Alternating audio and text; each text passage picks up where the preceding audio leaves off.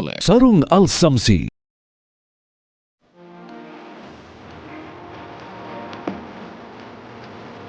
Polisi periksa 21 orang saksi tragedi tenggelamnya KM Nurul Salsa di perairan Kepulauan Selayar, Sulawesi Selatan.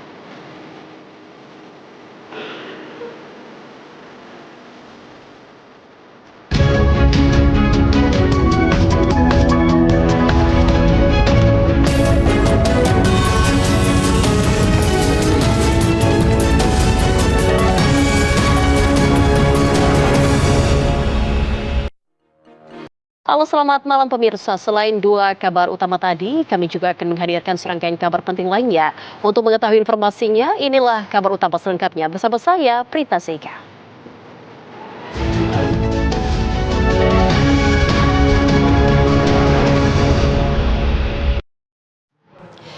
Kita awali dengan informasi yang pertama, pemirsa. Satu orang korban kapal motor Nurul Salsa yang tenggelam di perairan Selar kembali ditemukan. Korban ditemukan mengapung di Pulau Sanana Besar, Kabupaten Pangkajene dan Kepulauan.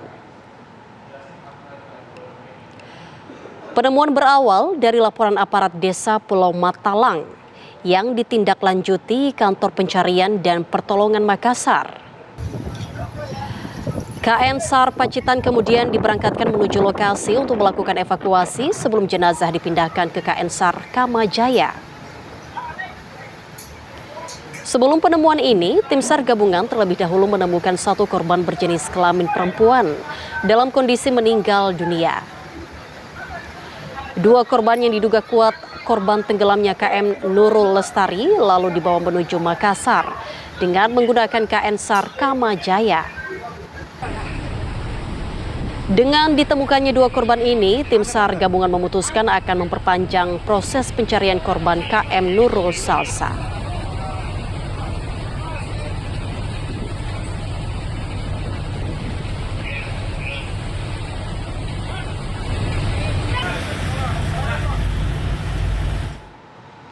Dua jenazah korban tenggelamnya KM Nurul Salsa tiba di Rumah Sakit Bayangkara Makassar untuk proses identifikasi oleh tim DVI Polda Sulawesi Selatan.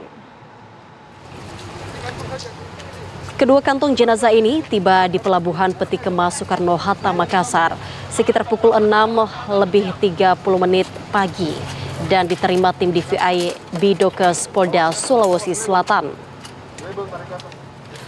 Proses identifikasi dilakukan dengan mencocokkan data postmortem dari jenazah dan data antemortem yang sebelumnya telah dikumpulkan dari pihak keluarga.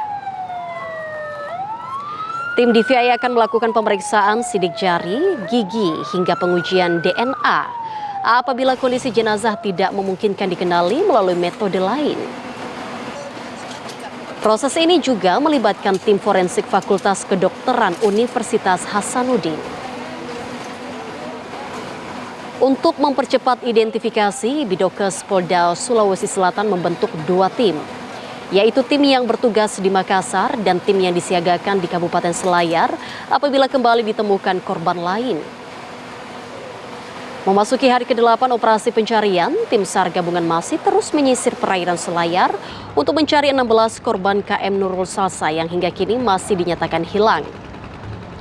Operasi melibatkan unsur Basarnas, TNI AL, Polairut, serta berbagai potensi SAR lainnya.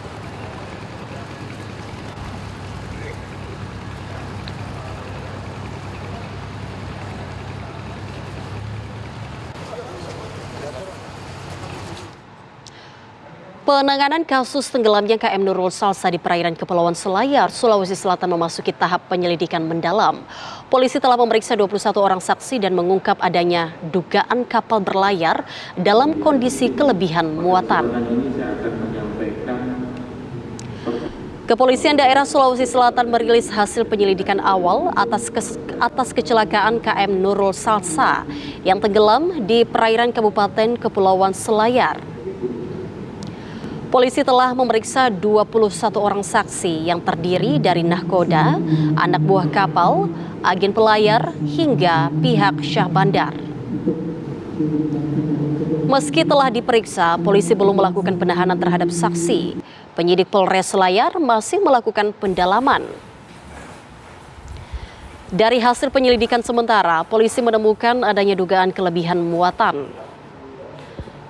Manifest kapal hanya mencatat 45 penumpang, namun berdasarkan hasil identifikasi dan laporan yang diterima, jumlah orang di atas kapal mencapai 76 orang. Temuan ini menjadi dasar dugaan terjadinya overload dan adanya manipulasi data manifest.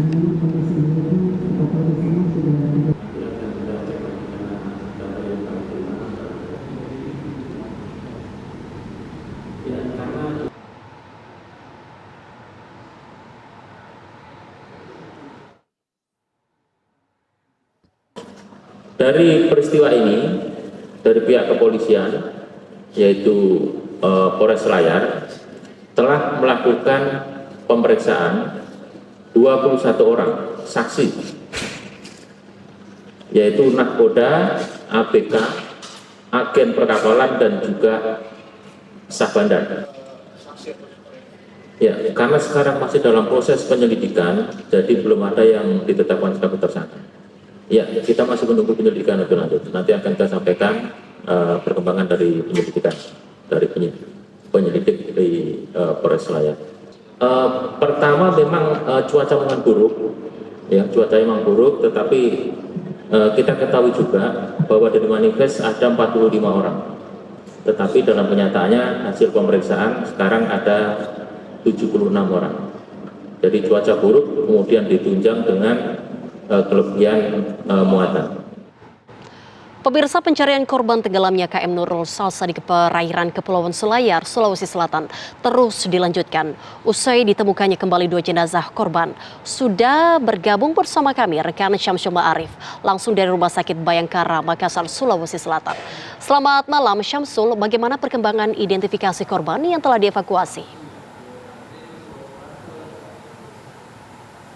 Baik, malam Prita Segan pemirsa. Benar sekali, saat ini saya berada di posko DVI Bidokes Polda Sulawesi Selatan, tempat di mana saat ini tim DVI masih terus melakukan proses identifikasi terhadap 2 paket korban yang dikirim hari ini, tepatnya pagi ini, ke Rumah Sakit Bayangkara Polda Sulawesi Selatan. Hingga saat ini, tim DVI masih terus melakukan proses identifikasi terhadap 2 paket yang dikirim. Informasi yang kami peroleh bahwa salah satu jenazah ataupun korban yang ada di tempat ini adalah berjenis kelamin perempuan, namun identitasnya belum diketahui. Sementara satu lagi belum diketahui. Belum ada identitas maupun keterangan terkait dengan paket yang kedua tersebut. Karena biasanya memang untuk melakukan proses identifikasi dibutuhkan data-data sekunder, data-data primer yang diperoleh dari pihak keluarga korban yang datang melaporkan kerabat mereka yang menjadi korban kapal motor KM Nurul Salsa yang terjadi kecelakaan di perairan Selayar pada pekan lalu. Di mana data-data yang sangat dibutuhkan oleh petugas ini berupa keterangan seperti data-data fisik seperti tanda-tanda tubuh, tanda-tanda lahir, kemudian ciri-ciri khas yang melekat pada korban, termasuk dengan data gigi dan DNA keluarga yang ditinggalkan ataupun hidup seperti itu.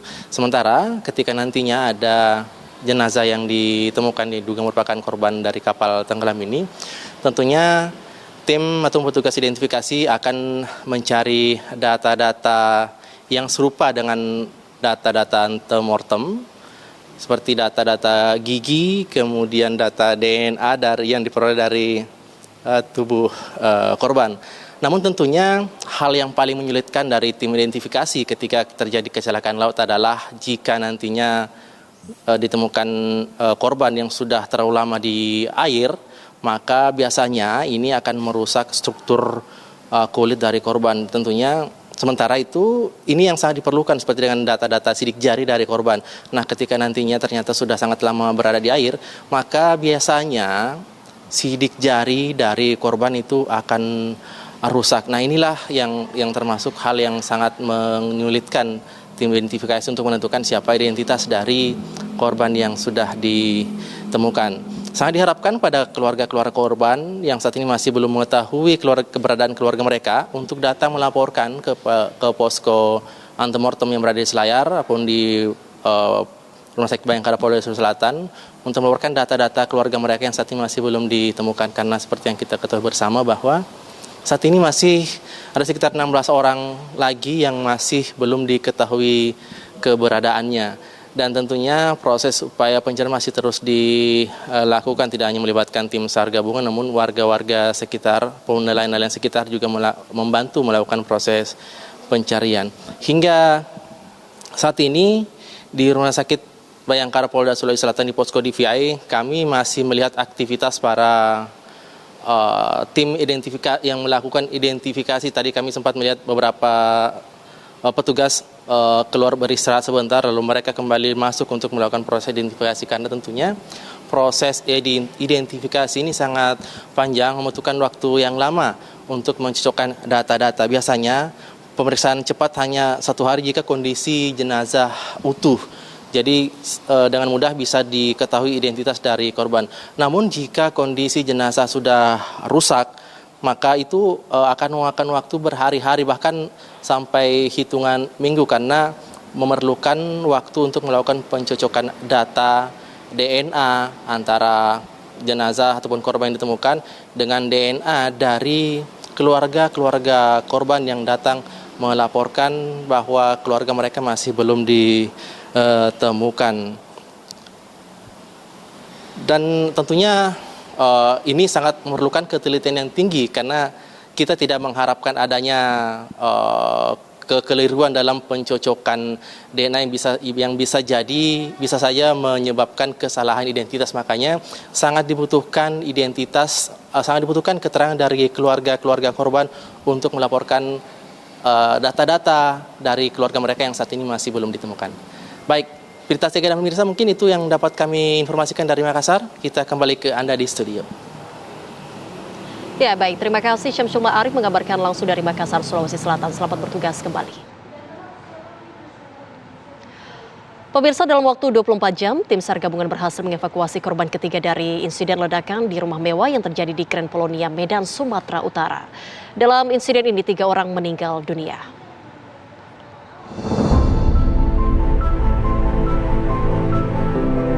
Tim SAR gabungan berhasil evakuasi seluruh korban ledakan akibat kebocoran gas pada Selasa petang. Ketiga korban ditemukan dalam kondisi meninggal dunia di antara reruntuhan bangunan rumah berlantai 4. Tim SAR sempat kesulitan saat melakukan pencarian korban karena banyaknya material beton. Sejumlah alat berat pun dikerahkan. Korban terakhir yang berjenis kelamin perempuan ditemukan pada Selasa sore di lantai 2 rumah dengan kondisi tertimpa beton lantai 3 bangunan. Penemuan korban ketiga ini mengakhiri operasi SAR di lokasi kejadian. Dengan keadaan kondisi korban telah ditemukan semua dari data yang kita dapat, mana penyebab korban terakhir di laporan kita,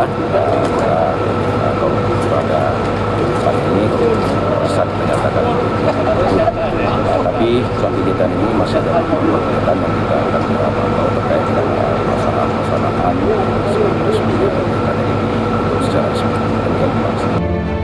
Ledakan dahsyat terjadi pada Senin sore di rumah mewah di Kompleks Grand Polonia, Medan, Sumatera Utara. Diduga ledakan terjadi karena ledakan pipa gas alam. Namun kepolisian masih mendalaminya. 6 orang menjadi korban, terdiri dari 3 korban selamat dan 3 korban meninggal dunia. Dari Medan, Sumatera Utara, Heri Kiswanto, TV One, mengabarkan.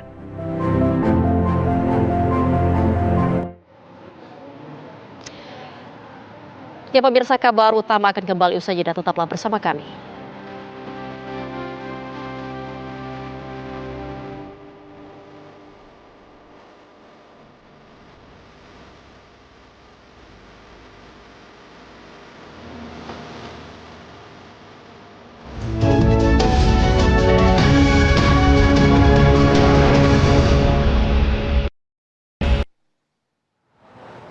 Kabar utama kembali untuk Anda.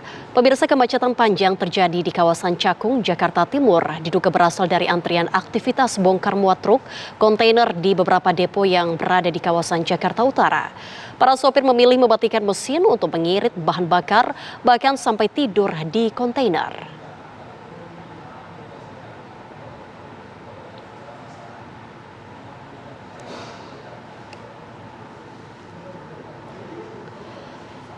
Kemacetan panjang terpantau sejak Rabu pagi. Ribuan kendaraan truk kontainer mengular di ruas jalan Cakung Cilincing menuju kawasan Tanjung Priok. Kondisi ini terjadi akibat tingginya aktivitas bongkar muat truk kontainer di beberapa depo yang berada di kawasan Jakarta Utara. Para pengguna kendaraan diimbau mencari jalur alternatif lain. Dari pantauan udara terlihat kendaraan yang melintas di arah sebaliknya terlihat ramai lancar.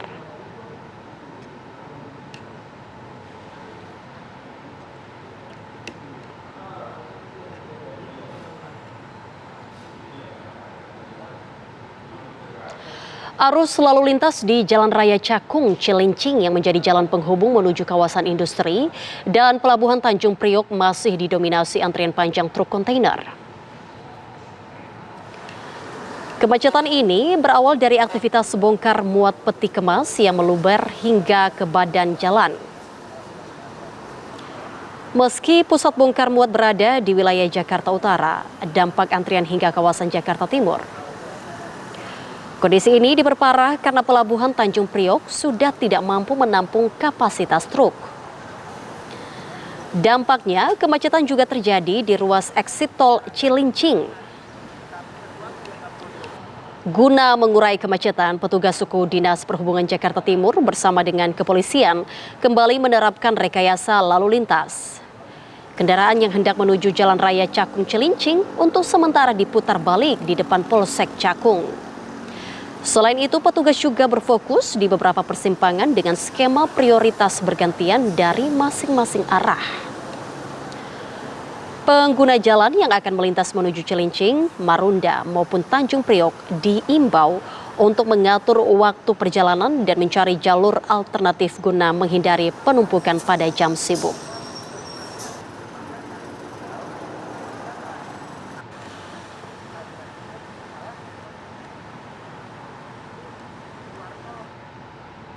Dan bagaimana situasi terkini di Jalan Cakung Cilincing yang mengalami kemacetan panjang? Telah bergabung bersama kami Novan Zam. Selamat malam Novan, silakan dengan laporan Anda. Ya, selamat malam Zega dan juga pemirsa. Saat ini kami mengabarkan langsung dari Jalan Cakung Cilincing di mana memang masih terjadi tumpukan kendaraan yang cukup panjang di mana ini sudah mengular sejak tadi eksit tol Cilincing hingga saat ini kami mengabarkan berada di persimpangan atau perempatan Rusun Griati Par Cakung di mana memang saat ini masih didominasi dengan kendaraan truk kontainer begitu pemirsa. Di sebelah kiri sebenarnya ini ada 3 lajur yang bisa dilewati oleh kendaraan, namun di lajur sebelah paling kiri dan juga tengah ini didominasi oleh kendaraan truk kontainer sehingga memang untuk kendaraan pribadi seperti mobil dan juga motor aksesnya cukup terbatas untuk bisa melewati antrian dari truk ini. Dan bisa Anda lihat juga di layar kaca pemirsa yang ditunjukkan oleh juru kamera saya Junaidi Saifuddin di mana memang saat ini kendaraan yang melintas di Jalan Raya Cakung Cilincing ini mayoritas mengarah ke arah Tanjung Priok dan didominasi oleh truk-truk kontainer. Beberapa ada yang merupakan kendaraan pribadi namun memang antrian untuk bisa masuk ke daerah depo kontainer memang masih juga mengantri yang cukup panjang begitu. Kemudian walaupun memang sudah dilakukan beberapa rekayasa lalu lintas yang dilakukan oleh Disub dan juga pihak kepolisian di mana memang pada sebelum memasuki daerah Jalan Cakung Cilincing ini mereka diputar balikan di depan Polsek Cakung untuk tidak masuk ke daerah Jalan Cacing ini untuk bisa mengurai kepadatan yang ada di Jalan Cacing ini. Juga untuk kendaraan yang dari arah Jakarta Utara, kendaraan atau truk-truk diarahkan ke Tanah Merdeka guna tidak terjadi penumpukan kemacetan yang berlarut dan memang hanya mobil dan motor bisa melewat dengan cukup mudah dibandingkan dengan truk kontainer yang berada di jalan ini. Tadi kami sebelum melakukan pelaporan langsung kepada Anda pemirsa, tadi kami sempat memantau bahwasanya truk yang ada di lokasi ini sempat berhenti kurang lebih sekitar 10 hingga 15 menit hingga akhirnya bisa melintas melewati lampu lalu lintas yang ada di daerah ini. Memang sudah ada lampu lalu lintas yang mengatur arus jalan yang ada di jalan ini, namun memang dikarenakan kondisi yang sangat padat mengakibatkan lampu lalu lintas tidak lagi efektif untuk bisa mengatur kepadatan yang ada di jalan cacing ini, Zega. Baik, terima kasih Novanza mengabarkan langsung dari Jalan Raya Cakung. Dan selamat bertugas kembali. Pemirsa, Ketua Umum Kadin Indonesia, Anindya Bakri menghadiri peletakan batu pertama atau groundbreaking fasilitas manufaktur alat berat terpadu PT Liugong Machinery Indonesia di Karawang, Jawa Barat.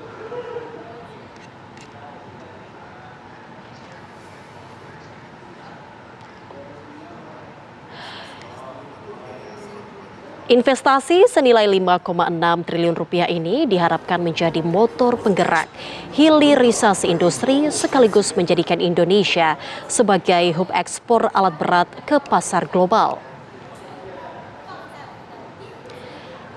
Acara ini juga dihadiri oleh Duta Besar RI untuk Tiongkok, Jauhari Orat Mangun, serta perwakilan Kementerian Investasi.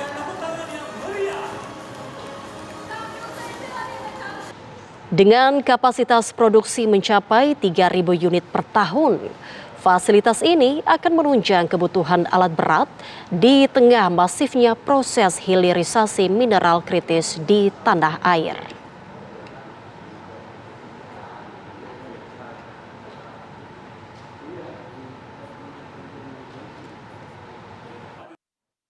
Kami bersama Kementerian Investasi berjuang keras dan berterima kasih untuk investasi yang telah dihadirkan.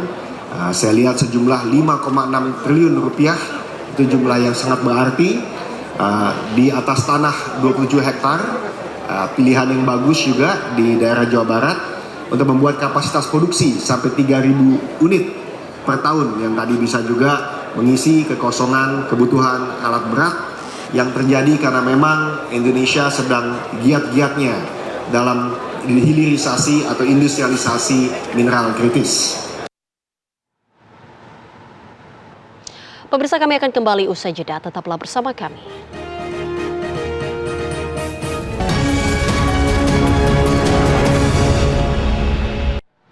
Anda kembali bersama kami di Kabar Utama. Pemirsa, Kepala Badan Gizi Nasional Nadik Sudaryati Deyang atau Nadik S. Deyang mengumumkan pengunduran dirinya dari jabatan struktural Kepala Badan Gizi Nasional. Keputusan mundur Nadik S. Deyang yang terbilang mendadak ini diambil agar ia dapat fokus menjalani pengobatan penyakit jantung. Informasi itu diumumkan sendiri oleh Nadik melalui akun media sosial Facebook miliknya. Ia pun pamit kepada Presiden Prabowo Subianto untuk menjalani pengobatan di luar negeri. Nadik S. Deyang dilantik menjadi Kepala Badan Gizi Nasional BGN pada 8 Juni 2026. Nadik diangkat menjadi Kepala BGN Dadan Hindayana yang sebelumnya telah dicopot Prabowo. Saat itu Dadan tersangkut dugaan korupsi BGN dan kini menjadi tersangka.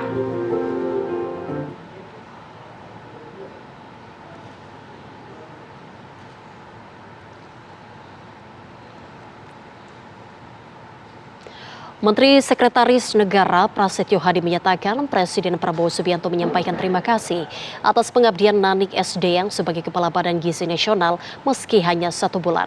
Sementara terkait keputusan Nadik mundur adalah pertimbangan pribadi. Mundur atau kenapa tidak cuti saja, ini kan kita kembalikan kepada yang bersangkutan ya, Mas. Ini kan kita juga tidak bisa memaksakan karena yang mengerti kondisi pribadinya adalah beliau, dan kita sangat menghormati sikap dan jiwa besar beliau dengan beliau mengajukan pengunduran diri, dan tentu saja mewakili Bapak Presiden, mewakili pemerintah dalam kesempatan ini kita juga ingin menyampaikan terima kasih atas pengabdian Ibu Nani meskipun waktunya sangat singkat, tetapi banyak gebrakan yang beliau lakukan bersama dengan pimpinan BGN yang lainnya, Ibu Arumsari dan Pak Trenggono dalam masa kurang lebih 1 bulan ini untuk memperbaiki seluruh kekurangan-kekurangan yang ada di Badan Gizi Nasional kita. Wakil Ketua Komisi 9 DPR RI Charles Honoris menanggapi pengunduran diri Kepala Badan Gizi Nasional BGN Nanik S. Deyang dari jabatannya pada Rabu 22 Juli 2026. Charles menilai bahwa transisi kepemimpinan ini harus menjadi titik balik untuk membenahi carut-marut tata kelola program makan bergizi gratis atau MBG. Pengunduran diri dari Ibu Nani sebagai Kepala Badan Gizi Nasional tentu harus kita hormati, dan jika alasan utamanya adalah kesehatan, maka saya juga mendoakan agar Ibu Nani bisa segera pulih dan juga diberikan kelancaran dalam menjalani proses pengobatan. Namun yang lebih penting dari sekedar pergantian figur adalah bagaimana momentum ini bisa dilakukan untuk terus melakukan pembenahan total terhadap BGN dan juga program makan bergizi gratis. Karena selama ini kita juga sudah menyaksikan terlalu banyak permasalahan yang ada ya, dari kasus keracunan, tata kelola yang masih berantakan, hingga berbagai persoalan pelaksanaan yang kita lihat ada di lapangan. Karena itu pergantian kepemimpinan harus menjadi momentum untuk terus mengevaluasi dan juga melakukan desain ulang dari program ini agar bisa mengutamakan keamanan pangan, ya, bisa lebih tepat sasaran, dan juga tentu memperhatikan kondisi fiskal ya dari negara kita. Setelah menyatakan mundur dari Kepala Badan Gizi Nasional, posisi Nanik S. Deyang langsung digantikan oleh Wakil Menteri Pertanian Sudaryono. Sudaryono ditunjuk sebagai Kepala Badan Gizi Nasional karena sejak awal mengikuti dan mengetahui konsep dan gagasan program strategis makan bergizi gratis. Terlebih sebagai Wakil Menteri Pertanian, Sudaryono juga beririsan dengan kegiatan MBG. Dengan penunjukan sebagai Kepala BGN, nantinya Sudaryono akan melepas jabatannya sebagai Wakil Menteri Pertanian.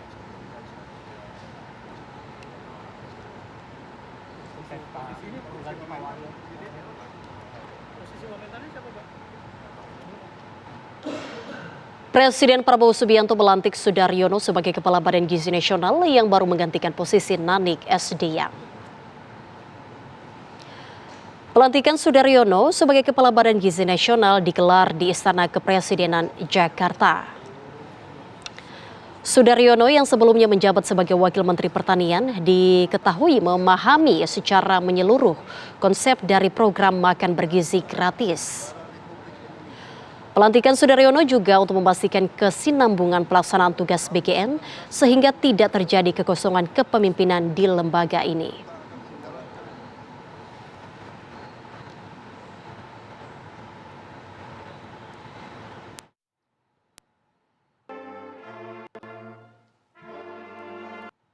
Saya hari ini, sebagaimana tadi sudah dilaksanakan acara pelantikan dan secara resmi telah menjadi Kepala Badan Gizi Nasional yang per hari ini kemudian saya telah aktif. Tentu saja ini adalah amanah besar bagi saya. Ini satu amanah besar karena memang program makan bergizi gratis ini adalah program besar, grande, dan satu di antara program prioritas pemerintahan Bapak Prabowo Subianto dan Pak Gibran Rakabuming Raka. Tentu saja saya di momen kesempatan yang baik ini mengucapkan bersyukur dan juga innalillahi wa inna ilaihi raji'un, artinya segala sesuatu berasal dari Allah dan semuanya akan kembali pada Allah. Insya Allah saya akan terus berjuang dan berusaha untuk bekerja sebaik mungkin. Selanjutnya saya ingin memberi apresiasi kepada Bu Nani Deyang dan juga mendoakan beliau yang saat ini atau kemarin barangkali Pak Media juga tahu bahwa Bu Nani mengundurkan diri karena alasan kesehatan. Jadi kita semua mari kita doakan beliau agar segera prima dan bisa kemudian seger waras seperti biasanya kan gitu. Sebagai kepala akan bekerja keras untuk memperbaiki yang memang harus kita perbaiki. Yang tidak transparan harus kita buat transparan. Mungkin barangkali kalau ada yang masih manual, bagaimana caranya supaya tidak manual atau bisa secara digital ada recordnya. Dan yang sembunyi-sembunyi tidak boleh lagi terjadi dan segalanya harus terang benderang. Badan Gizi Nasional melantik 5 pejabat baru yang menggantikan pejabat sebelumnya. Adanya pejabat baru ini diharapkan dapat memperkuat struktur di tengah proses evaluasi dan bersih-bersih tata kelola MBG.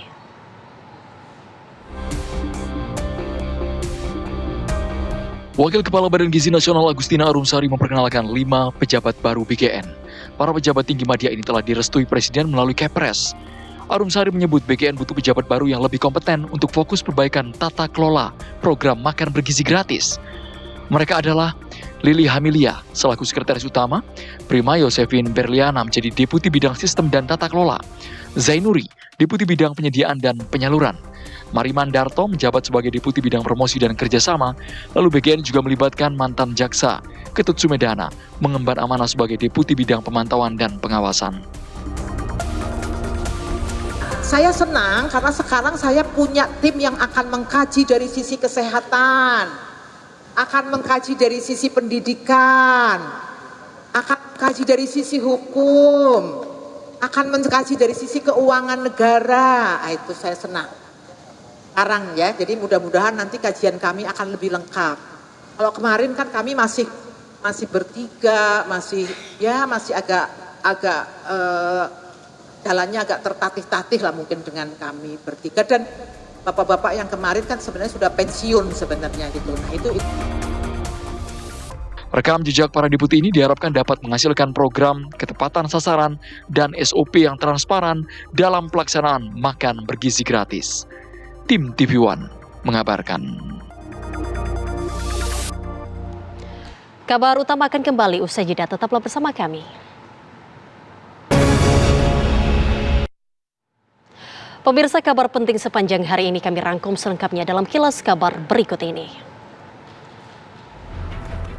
1 orang korban kapal motor Nurul Salsa yang tenggelam di perairan Selar kembali ditemukan. Korban ditemukan mengapung di Pulau Sanana Besar, Kabupaten Pangkajene, dan Kepulauan. Penemuan berawal dari laporan aparat desa Pulau Matalang yang ditindaklanjuti Kantor Pencarian dan Pertolongan Makassar. KN SAR Pacitan kemudian diberangkatkan menuju lokasi untuk melakukan evakuasi sebelum jenazah dipindahkan ke KN SAR Kamajaya. Dengan ditemukannya 2 korban ini, tim SAR gabungan memutuskan akan memperpanjang proses pencarian korban KM Nurul Salsa.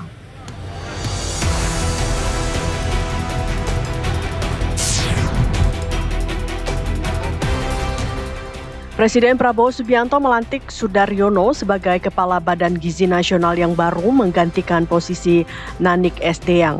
Pelantikan Sudaryono sebagai Kepala Badan Gizi Nasional digelar di Istana Kepresidenan Jakarta hari ini. Sudaryono sebelumnya menjabat sebagai Wakil Menteri Pertanian diketahui memahami secara menyeluruh konsep dari program makan bergizi gratis. Pelantikan Sudaryono juga akan memastikan kesinambungan pelaksanaan tugas BGN sehingga tidak terjadi kekosongan kepemimpinan di lembaga ini.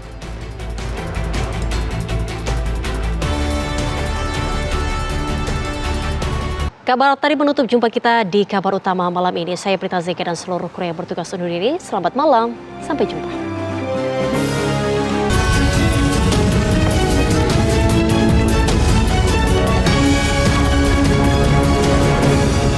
Didukung oleh Sarung Al Samsi.